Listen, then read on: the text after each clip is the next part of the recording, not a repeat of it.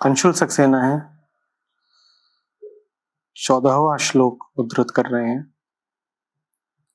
चौथा अध्याय भगवद गीता का। कर्मों के फल में मेरी स्पृहा नहीं है, इसलिए मुझे कर्म लिप्त नहीं करते। इस प्रकार जो मुझे तत्व से जान लेता है वह भी कर्मों से नहीं बंधता। आचार्य जी प्रणाम। आचार्य जी, श्लोक 14 में श्री कृष्ण के कौन से तत्वों को जान लेने से हम कर्मों से मुक्त हो जाते हैं? मैं अपने जीवन में कर्मों के फल को लेकर चिंतित रहता हूँ। जब फल आशानुसार नहीं मिलता तो निराशा और हावी हो जाती है और कर्मों के ऊपर से विश्वास भी कमजोर होता है। तत्वों से नहीं जानना है, श्री कृष्ण तत्व को जानना है। बहुत सारे तत्व नहीं है, एक तत्व है, एक भी तत्व नहीं है, अद्वैत तत्व है। हमारे सामने कृष्ण के भी वचन हो तो उसके साथ हम अपनी मान्यता जरूर जोड़ते हैं।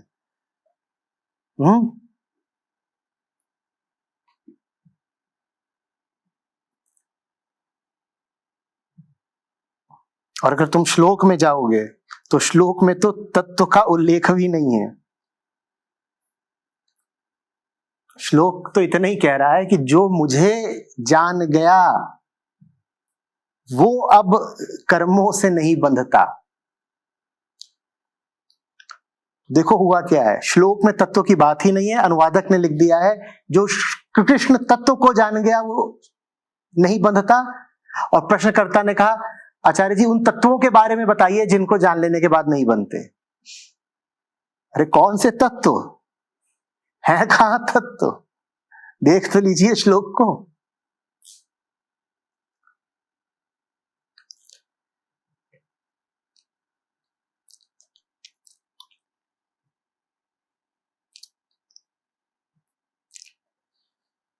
जो मुझे जान लेता है वह कर्मों से नहीं बंधता।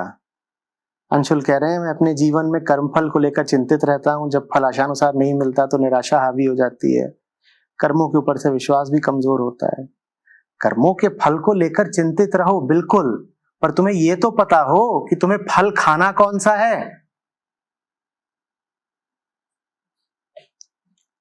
कौन सा फल तुम्हारे काम आएगा इसका कुछ पता है तुमको? और वो फल तुमको अपने कर्म से मिलता हो तो बेशक तुम गहन कर्म में उतर जाओ। दिक्कत यह है कि हम फल भी वो चाहते हैं जो फल हमारे किसी काम का नहीं होगा, और कर्म हम सब करते फल की आशा में ही है। जब हमें यही नहीं पता कि कौन सा फल हमारे काम का है तो हमारा कर्म भी गड़बड़ हो गया ना। ऐसा कर्म कर डाल रहे हैं जो करने की जरूरत ही नहीं थी, उसमें समय बर्बाद किया, ऊर्जा बर्बाद करी। जो कर्म करना चाहिए था वो करा ही नहीं। कौन सा फल तुम्हारे काम का है वो तुम्हें इसलिए नहीं पता क्योंकि तुम्हें यही नहीं पता तुम हो कौन।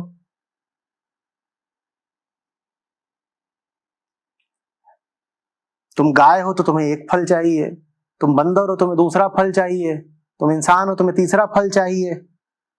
तुम हो कौन? तुम कौन सा फल चाहते हो? बंदर को ही पता होता है उसे कौन सा फल खाना है। जंगल में इतने फल होते हैं, हजार तरीके के, उसमें कुछ कड़वे विषैले भी होते हैं, बंदर उन्हें नहीं खाएगा। इंसान अकेला है जो किसी भी फल के पीछे चल लेता है, बस थोड़ा विज्ञापन दे दो, खाओ खाओ बढ़िया फल है।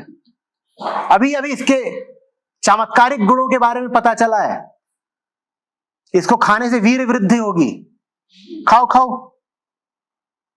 अभी अभी फ्रांस की एक अद्भुत प्रयोगशाला ने यह निष्कर्ष निकाला है। अच्छा ठीक, ये फल खाइए, इससे 50 तरह की सिद्धियां आ जाएंगी, पानी पे चलने लगेंगे। नहीं, बात ये नहीं है कि पानी पे चलना बेवकूफी का ख्याल है, बात ये कि ये साहब रेगिस्तान में रहते हैं और ये उस फल के पीछे भाग रहे हैं जो इन्हें पानी पर चला देगा। हम में से भी अधिकतर लोग ऐसे ही है ना। जो फल तुम मांग रहे हो वो तुम्हारे काम का है क्या? वो मिल भी गया तो करोगे क्या उसका? जैसे गंजे को कंघी, बड़ी मेहनत करके लाए हैं सोने की कंघी, अब करोगे क्या उसका? तुम हो कौन ही पता तो करो।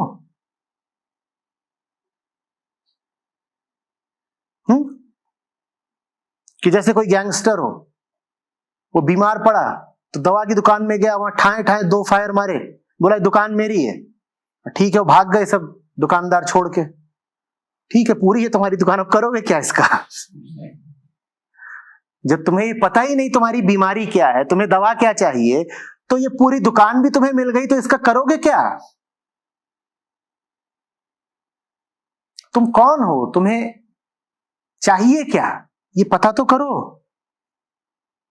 ये तो पक्का है कि आज तक तुमने जो चाहा वो तुम्हारे काम आया नहीं, तभी और चाहते जा रहे हो और चाहते जा रहे हो और चाहते जा रहे हो। कुछ ऐसा चाह लिया होता कि चाहने का ही अंत हो जाता तो और ज्यादा चाहना नहीं पड़ता ना।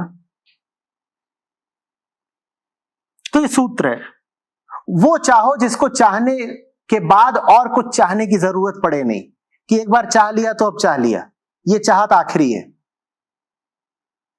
तब मजा भी है। फिर तो ये है कि जिसको चाहा वो कुछ ऐसा होना चाहिए कि मिले ना आसानी से, अप्राप्य हो, बहुत दूर का हो। बड़ी दुस्साहसी चाहत चाहिए, कुछ ऐसा मांग लो जो मिल ही नहीं सकता। और वैसा कुछ मांगने के लिए जिसको मांग रहे हो उससे बड़ा प्रेम चाहिए, इतना प्रेम कि वो बहुत दूर का है, बहुत अप्राप्य है, तो भी लगे कि दिल में है, मिला ही हुआ है। अब वो इतना बड़ा प्रोजेक्ट हो जाएगा, ऐसा बड़ा अभियान हो जाएगा कि जीवन भर उसी को चाहते रह जाओगे, वो मिलेगा नहीं, कुछ और चाहने की फुर्सत ही नहीं मिलेगी। अब एक ही चीज है, उसी को चाहते हैं और चाहे जा रहे हैं, चाह में सातत्य आ गया। ये नहीं कि आड़ी तिरछी बिखरी हुई टूटी फूटी चाह है, अभी इसको चाह, कल उसको चाह, परसों उसको चाह, ये कोई चाह है?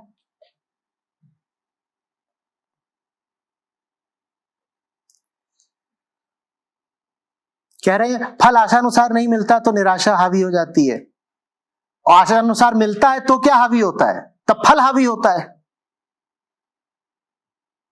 जब फल आशानुसार नहीं मिलता तो कह रहे निराशा बड़ी लगती है, अपने ऊपर से विश्वास हटता है। ऐसा तो नहीं होता कि कभी भी तुम्हें फल मिलता ही नहीं होगा तुम्हारे कर्मों का, कभी कभार ऐसा भी होता होगा कि जो चाहते हो वो मिल जाता है। ये भी तो बताओ, जब चाहते हो और मिल जाता है तब क्या दुर्दशा होती है तुम्हारी? सुना ना पुराना चुटकुला,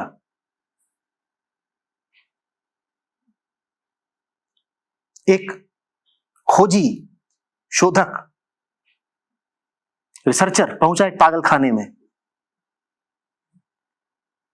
तो बोला कि जो आपके यहां के बिल्कुल चुनिंदा खतरनाक शातिर पागल हो, नामवर पागल, उनसे मिलवाइए।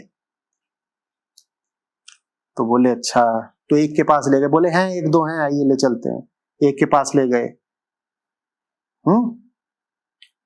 और बिल्कुल गोरिल्ला बना बैठा था, ये कर रहा है वो कर रहा है, दीवारें तोड़ रहा है, निकाल रहा है, सलाखों पे सर मार रहा है, अकेला उसको बंद कर रखा था। पूछे क्या है, इतना क्यों पागल हो गया? बोले ये जिसको चाहता था जिंदगी में वो लड़की मिली नहीं इसको,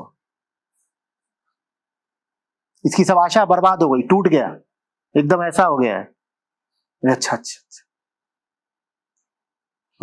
वो खोजी भी घबरा गया, बोला ठीक है जाते। बोलता नहीं एक और है, उससे देख लीजिए। बोले अच्छा और को देख के क्या करेंगे, इससे ज्यादा पागल कौन हो सकता है? ना नहीं है, उधर है। उसको लेके गए, उसको तो पागल खाने से भी दूर रखा हुआ था, एकदम जो जानवरों का कटघरा होता उसके भीतर उसको बंद कर रखा था, विशेष पिंजड़े में। वो अंदर गुर्रा रहा था और हुंकार रहा था, पता ही नहीं चल रहा था जानवर कौन सा है। हर तरीके के जानवर के उसमें लक्षण दिखाई दे रहे थे। तो पूछा गया इसको क्या हुआ? बोले ये इसको जो चाहिए थी लड़की वो इसको मिल गई।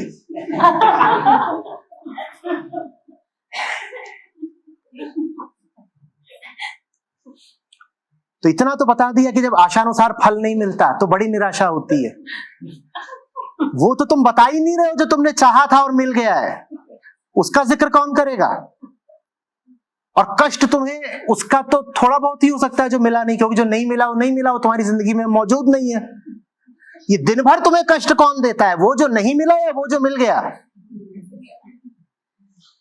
उसकी बात छुपा गए अंशुल सक्सेना।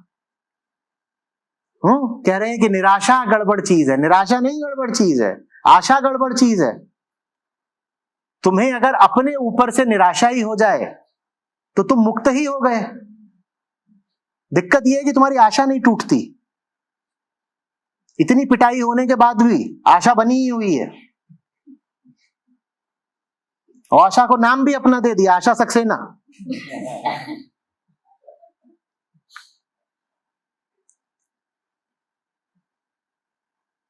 तुम्हारी आशा से वो थोड़े ही मिलेगा जो फल तुम्हें वास्तव में चाहिए। वो चीज कुछ और होती है। उसके लिए गुण दूसरे चाहिए, उसके लिए समर्पण चाहिए, उसके लिए अध्यात्म चाहिए। मात्र कामना वासना से काम नहीं चलेगा।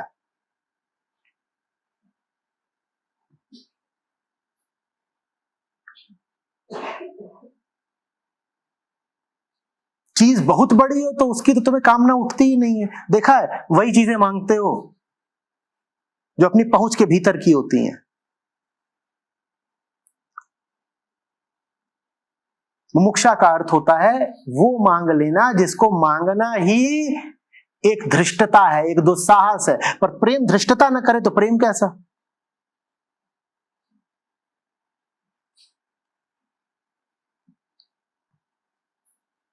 उसको मांगो और वो इतना बड़ा है कि फल की आशा रहेगी ही नहीं।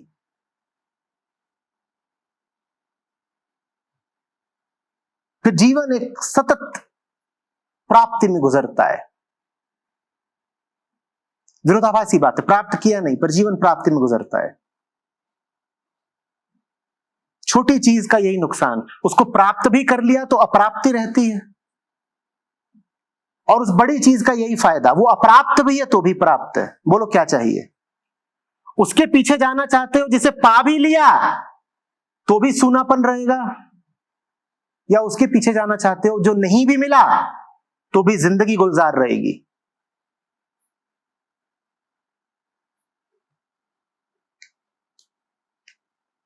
खुश हो गए हूं।